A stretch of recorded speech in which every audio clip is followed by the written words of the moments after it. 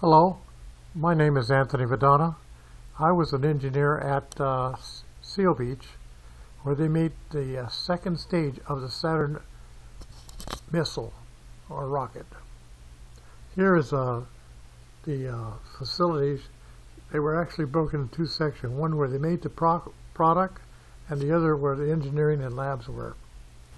This is from one of the engineers that worked on the vertical assembly building.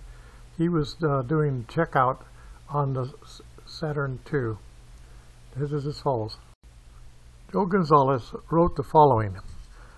We would get a monthly schedule for testing, thus we would all know the schedules and what we needed for that test. This would change as we started at time or off, also depending on the problems we had during testing. This station was on the 5th floor of the Navy side, where the major crane was.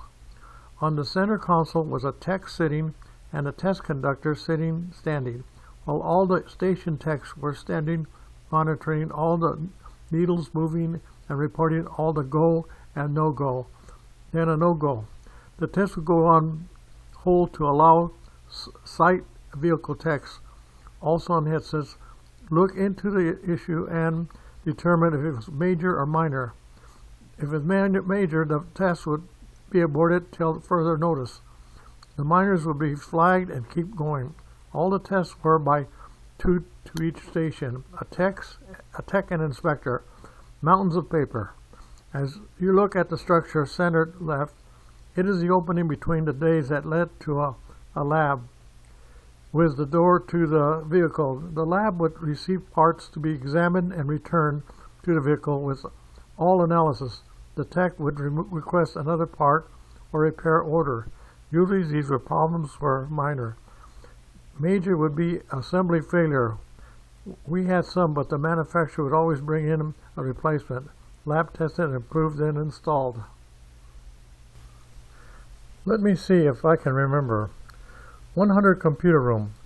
I was in this room. We would set up the techs for the day and tell the test conductor we were ready.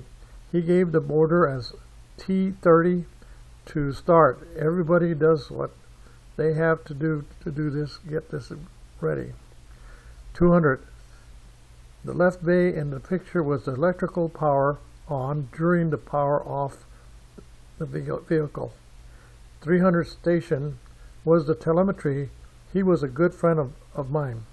400. Hydraulics and pneumatics. Usually the bulk of the issues were in this area. 500 station was instrumentation, sensors, etc. There was a station at the miscellaneous stuff, but we had no idea what that was.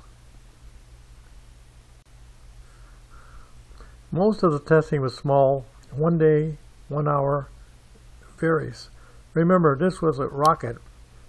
Minimum instrumentation. Some were scheduled at night, of viewing, the lighting, camera testing. When a final assembly rocket test was run on schedule, this was a major deal. The room was full of directors, VPs, NASA, etc. This test would take about 6 to 8 hours, so we were scheduled overtime. The test was always to take 2 minutes and 38 seconds. Simply a flight, simulated flight, never happened as we had to wait for the Huntsville to be on board for the engine actuation. There was no actual firing, just electrical firing. We never used fuel, just ionized water. Water does not blow up and leak like hell at high pressures. Before I arrived at Seal Beach, we had one tank outside the rocket being tested on the Navy side.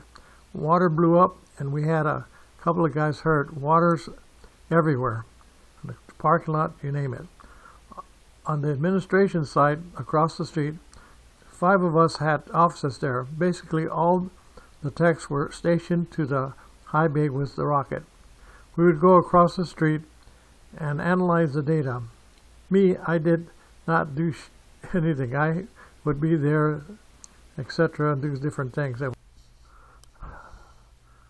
I remember The computer would issue signals, directions, and then it would receive an answer from the rocket. This was converted to human language via the cards, printers. Engineers would receive thousands of pages coded with positions on the vehicle. Sometimes the reader would just screw up and we would have to go and bean count the items. Anyway, that's has to do with testing. There was a lot of other functions that were going on there. So I will explain that now. Manufacturing of the S-II stage was accomplished at Seal Beach, California, located approximately 1 mile from the Naval Harbor.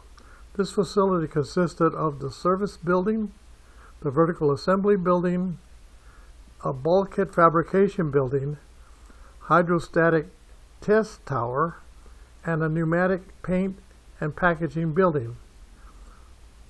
All structural welding, assembly, hydrostatic testing, component installation, tank cleaning, sealing, final assembly, and systems checkout was accomplished at this facility.